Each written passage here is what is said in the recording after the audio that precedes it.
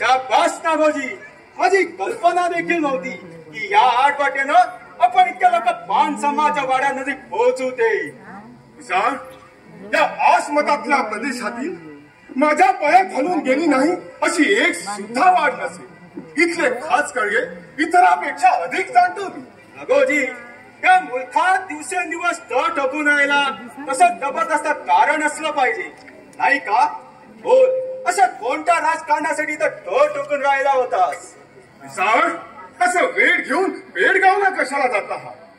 पान सांभाळाच्या कमळाची सौंदर्याची कीर्ती तुमच्या कानावर आदरण्याशिवाय राहिली आहे का? ऐकलंय खरं तसं, पण माझं लक्ष वाईच्या सरदेशमुखकडे वेधलं गेल्यामुळे मी बाकीच्या सर्व गोष्टी अगदी वरच्या केल्या होत्या. नागोजी, मी ऐकलं तुझ्या पान सांभाळच्या पुरीला मागणी घातली होतीस म्हणून. मग त्याचं काय झालं? किसान, नको तो प्रश्न विचारला. प्रणाती प्रणावर घाव घातला. नको त्या मर्मस्थळी नेमकं बोट ठेवलं. ओल्या जखमेची उन्हा खपली काढली. खरंच नागोजी, मला यातलं काहीच माहित नाही. सगळं सांग, काय झालं ते? त्या थेरड्या पान सांभाळणे माझी मागणी नकारली. त्या घमंडखोर कमळाने माझा अवहेलना केला. पण का? असं म्हणतो ऐकून त्याला तुझ्यात आढळलं. म्हणे मी त्यांच्या तोडीचा नाही, त्यांच्या घराण्याशी संबंध जोडायला तेवढा तोला मुलाचा माणूस नाही. धनाजी जाधवांशी रक्ताचं नातं असले या नागोजी मानेच्या मागणीचा त्यांनी अवहेलना केला. एवढंच नव्हे तर माझी पाठ चापकाच्या फटकाराने सोडून काढली आणि म्हणून तू मोगलांच्या आश्रयाला आलास. शाबास, असाच अभिमान पाहिजे. बरं, मग पुढे तू काय करायचं ठरवलास? त्या पान संभाळून केल्यापणाची तू काय भरपाई करणार? त्याची ती पोरगी कमळता मला मिळाली नाही तरी चालेल, पण माझ्यापेक्षा कमी दर्जाचा इतकंच काय मोगलांच्या हवाली झाली तरी परवा नाही. किसान, त्या थेरड्याचा काटा काढण्यासाठी माझे हात कसे शवशवीत आहे. सबूर सबूर नागोजी, सबूर. तुझ्या महत्वाकांक्षेशी मी पूर्ण सहमत असलो तरी ती परिपूर्ण करायची असेल तर मी सांगतो त्यावर हुकूम पावलं टाक. म्हणजे तुझी महत्वाकांक्षा तरीच गेलीच म्हणून समज. सध्या पिसाळ बोले आणि मोगल आले अशी परिस्थिती आहे. मग सांगा पिसाळ, त्या थेरड्याचा काटा कसा काढायचा? त्याचा काटा काढण्यासाठी मी वाटेल ते अग्नी दिव्य करायला सिद्ध आहे. नागोजी, तुला त्या वाड्याची पुरी माहिती आहे ना? मग चाला तर मी काम बक्षाला सांगून उद्या पहाटे सगळे साखेर झोपलेत असता हल्ला करायला लावतो. तुझा सूट मी घेतो, पण तू मात्र यापुढे आम्हाला लागेल ती मदत करायला तयार असला पाहिजे. तुम्ही पान सांभाळाचा काटा काढलात तर मी तुम्ही सांगाल तो शब्द तुमच्या तोंडातून बाहेर पडण्यापूर्वीच अंमलात आणीन. एवढंच काय, ती कमळजा देखील तुम्हाला बहाल करायला तयार आहे. कमळजा, कमळजा, तिचं हे नाव उच्चारतात माझा कसा तेल बापट होतो. नागोजी, त्या कमळजीची एवढी काय पत्रास घेऊन बसला? तू आम्हाला मदत केलीस आणि त्याचा मोबदला म्हणून तुला एखादी जहागिरी मिळाली की शेकडो कमळजा, हजारो तारा यमुना तुला वरमाला घालण्यासाठी होळीनं उभ्या राहतील. तुझी ठुणकी जायला सिद्ध होतील. अरे, हा सगळा सुवर्णाचा प्रभाव आहे. त्या प्रथम तू सुवर्ण मुद्रा मिळवायच्या मार्गाला लाग. भलाई ना कोणाचं भलं होत नाही. बुराई ना वागला की सराई आलीच म्हणून समज. विशाल, तुम्ही मला योग्य मार्गदर्शन दिलं. यापुढे एकच निश्चय, एकच विचार. सोनं नाणं जग जहांगीर मालमत्ता मिळवण्यासाठी मी वाटेल त्या महामार्गाचा अवलंब करायचा, पण आपलं इच्छित पुरा करायचं. मग त्यासाठी भाईबंदाच्या गळावर सुरी फिरवावी लागली तरी बेहतर. प्रसंगी मारेकऱ्याचं नीच काम करायला सुद्धा हा नागोजी माने मागे पुढे पाहणार नाही. मग आता विलंब नको. मी या वाड्याची दुरून टेहणी करून हमला कसा करायचा ते ठरवतो. तोपर्यंत तू काम बक्षाला याची खबर दे आणि निवडक जवान घेऊन तात्काळ परत ये. उद्याच्या सूर्योदयापूर्वी त्या पानसा माझ्या जीविताचा अस्त करून तुझ्या त्या खूपसुरत पाखराला असह्य करून तुझ्या पायाशी लोळण घ्यायला लावतो. सर, ही आपली मोठी मेहरबानी आहे. हा मी निघालो काम बक्षाला खबर द्यायला.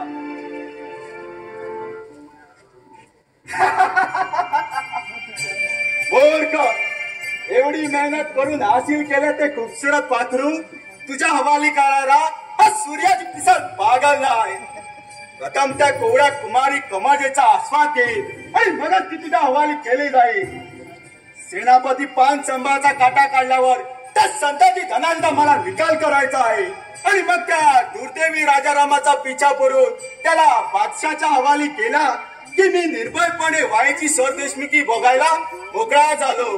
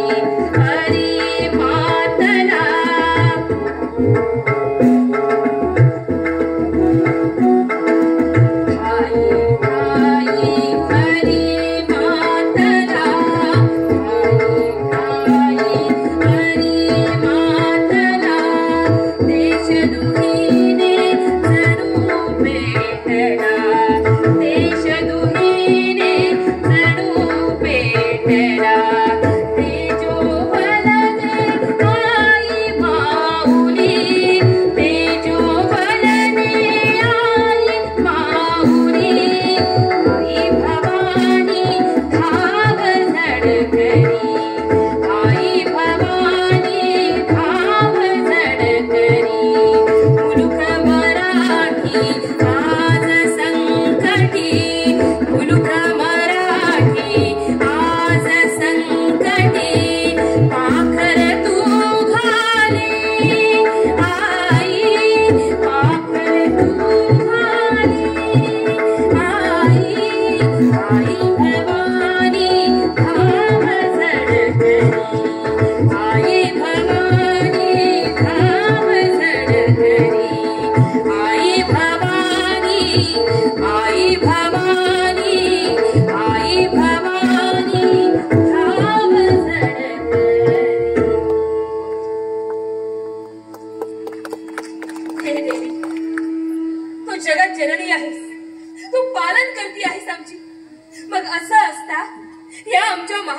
माझ्यावर अशी संकटाची वारंवार अभ्रपटना का बरं गाठत?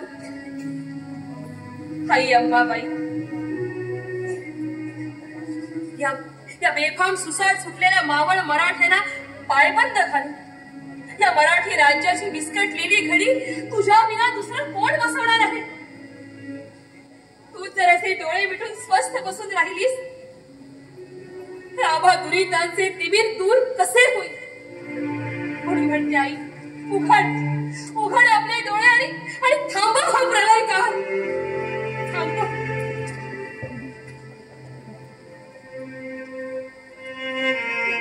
अरे अरे, असे घोरत काय पडला?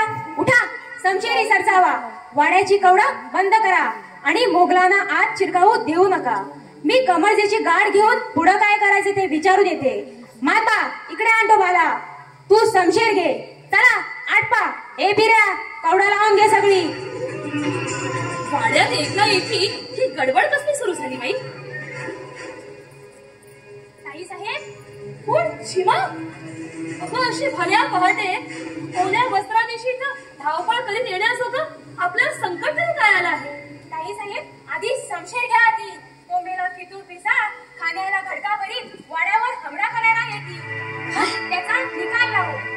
पिसाळ खारासा इथे येतो आहे म्हणजे त्याच्या पापाचे घडे पुरते भरलेच म्हणायचे. पण चिमा, मला अगोदर हे सांग की वाड्यावर हमला होणार आहे ही खबर तुला कशी काय कळली? संताजी रावाकडून.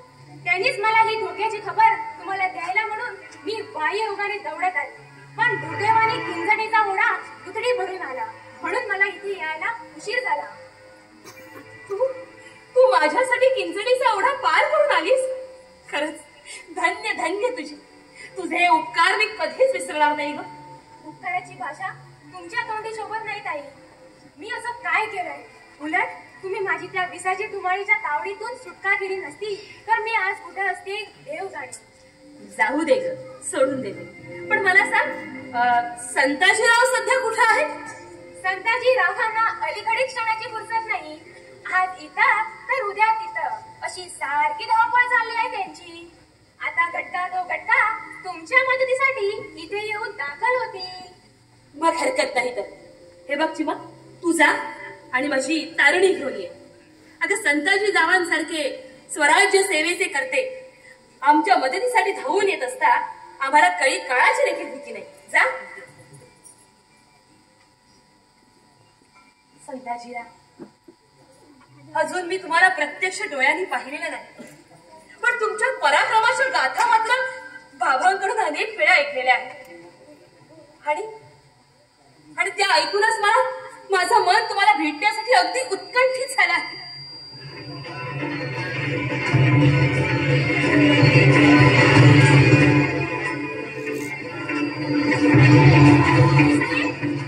पिसाळ घोड्याच्या दरवाजावर येऊन थकला आणि दरवाजावर तक्रार देऊन तो फोडण्याचा प्रयत्न करत आहे.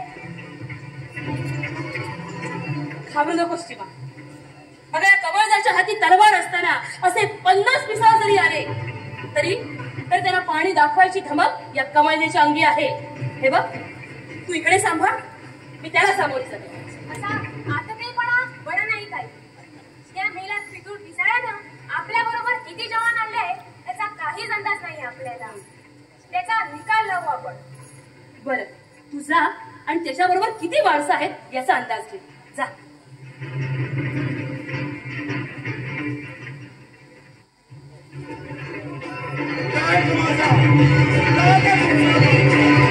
म्हणजे पिसाळ वाड्यात आला म्हणायचं. आता थांबून उपयोग नाही. आता त्याला सामोरी केलाच पाहिजे.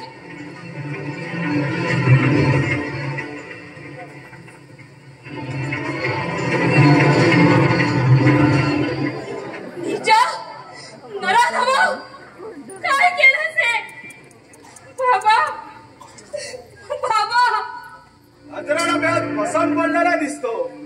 आहा, आहे कागजी मानेनं वर्णन केल्यापेक्षाही तू पुष्कळात तडफता दिसते आहेस. असला दुर्लभ रत्न सुरपिता माझ्या हाती घोसला. तोड सांभाळून बोला, नाहीतर याचा नतीजा ठीक होणार नाही. कोणत्याही बला गुरु नदीची त्या पिसाला कधीच परवा केले नाही. माझा कशाला व्यर्थ धडपड करत आहेस?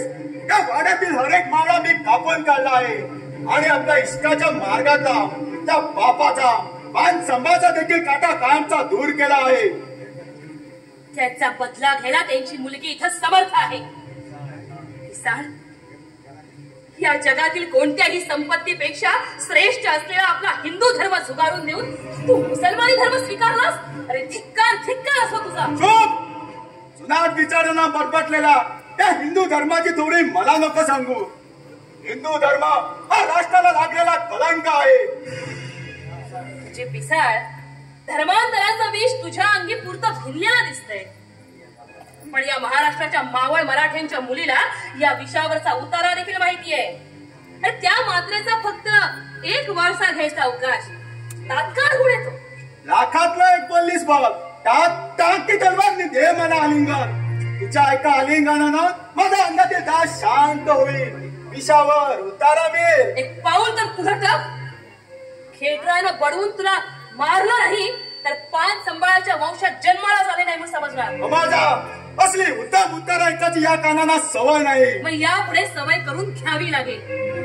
जिथं जिथं जाशील तिथं तिथं तुझी पाय पोसायलाच पूजा बांधली जाईल. या वर्गाला बस झाला.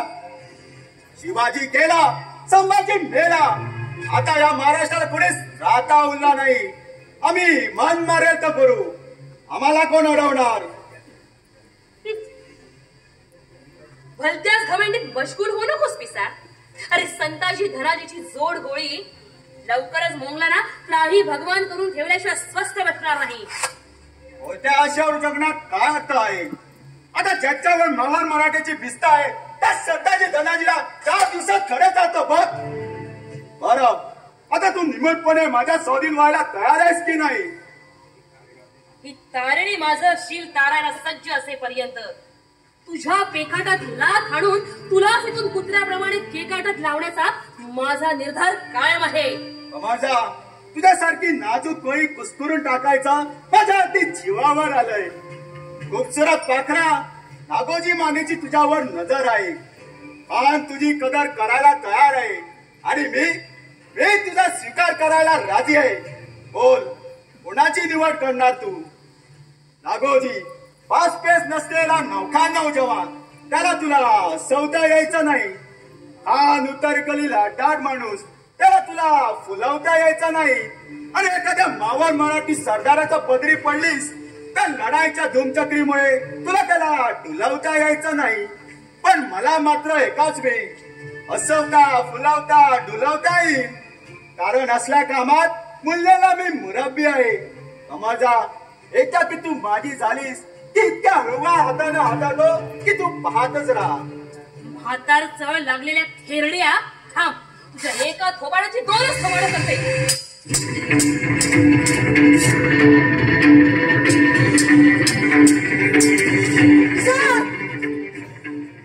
एक मामूली दक्कनी छोकरी काबू नहीं कर सकते तो दक्कनी दौलत के खाब हासिल करोगे? खान साहेब, दक्कनी वीरापेक्षा दक्कनी छोकरी फार तेज असते. दक्कनी छोकरी म्हणजे अमिषाला भांडणारा, हिमाकी दौलतीला भुलणारा, हवा तेव्हा चाकायला मिळणारा संघर्षाली उत्तरेकडचा मेवा नव्हे. हा दक्कनचा दिमाग जोर आहे. वळली तर मऊ गाय, चांद कुर्बान, पण बितरली तर वागिन जा आणि जिती खाईल असा इथला बिकट मामला आहे. विशाल, ये दक्कनी तोरा मेरे सामने क्या चीज है?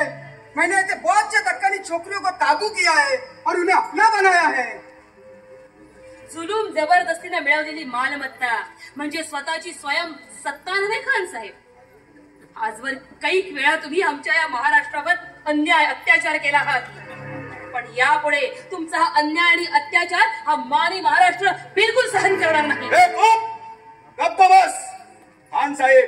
त्या छोकरीचा निकाल करू आणि मग कुशाल उत्तर दक्षिणेचा घोळ घाली शामियात बसू. विशाल, अब तूने अक्लमंदी की बात की है. ए छोकरी, चुपचाप हमारे साथ चल, नहीं तो ठीक नहीं होगा. अरे मुक्काट्यानं तुमच्या बरोबर यायला मी काही मुक जनावर नाहीये. त्यापेक्षा तुम्हीच इथून काळं केलं नाहीत तर मला तुम्हाला इथून हाकलून द्यावं लागेल. ए छोकरी, तुम्हें पता है तुम किसके सामने बात कर रही है? सिपाहियों, जल्दी में मशाल लेकर आओ. इस महल को आग लगाओ. इस छोकरी को जिंदा जलाओ. ए छोकरी, हमारे सामने तो टेढ़ी बात करेगा, उसे खाक में मिलाना हमारा मामूली सी बात है। हम जब चाहिए तब महाराष्ट्र बर्बाद कर सकते हैं। सबूर सबूर खान साहेब सबूर, अशी उचलली जीभ टाळायला लावू नका. सूर्याजी पिसाळ्यासारख्या मराठ्यांनी फितुरी करून आपल्या हाती बांगड्या जरी धरल्या असल्या ना, तरी उभ्या दख्खनचा मावळ मराठा तुम्हा वैऱ्यांना माती चालायला सरळ खडा आहे. माझा या भूतकाळच्या गोष्टी झाला, गेला तो काळ, आता जमाना फार बदललाय. करीन ती पूर्व अशा थाटात दिमाखात वावरणारे मराठे आता मंगल म्हणतील ती पश्चिम म्हणायला तयार झाले आहेत. दुनिया झुकेल कसं झुकणं, याला शहाणपणा म्हणतात. सत्ता दिशापुढे सगळे झुकते असतील, पण मानी मराठा कदापिही झुकणार नाही. तेव्हा आल्या पावली मुक्काड्यानं माघारी जा. खामोश विशाल, देख क्या रहे हो? जबान खींच लो इस बदतमीज छोकरी की. ऐसी बदतमीज छोकरी रास्ते में पहाड़ खड़ा कर सकती है. अहो मोंगल मिया, त्यांना कशाला तसदी देताय? तुम्हीच दाखवा की आपला पराक्रम. मोंगळे बहादर म्हणून तुम्ही महाराष्ट्र जिंकायला पादाक्रांत करायला आलात ना, मग दाखवा दाखवा तुमचा मर्दमुखी, दाखवा तुमचा बहादूरपणा. छोकरी बहुत तेज लग रही है. इसका तेज दिमाग देखकर अक्लमंदों के भी दिमाग पर गन चढ़ सकता है, लेकिन मैं इसे कैसे काबू में करता हूँ बस देखते रहो. तुम्ही बाजूला व्हा, मी पुरती राग चिरवते या पोरीची.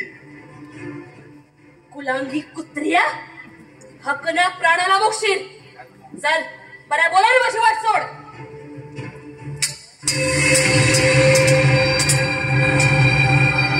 आहारे बहादर, अरे माझ्यासारख्या एका अबलेला अडवायला एक फितूर आणि एक मोगलांचा 25,000 मनसबदार.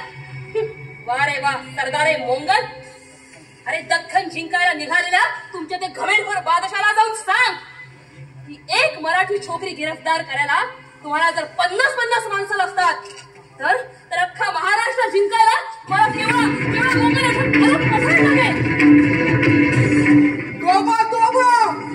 बिजली कैसे गायब हुई? विशाल, कुछ भी होने दो, लेकिन छोकरी हमारे काबू में आनी चाहिए. मग इतर राहते मिळवायची नाही. चला तिला पाचा कुलाने ती पोरगी हासिल करू. चला.